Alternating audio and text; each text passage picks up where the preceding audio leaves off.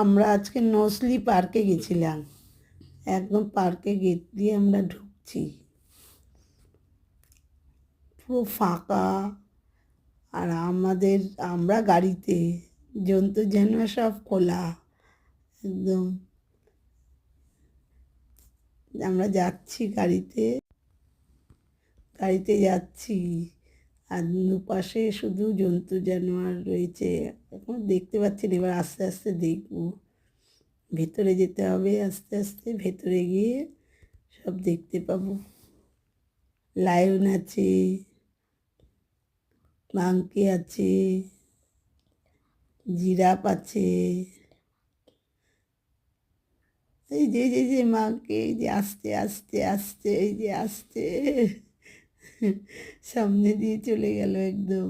ওই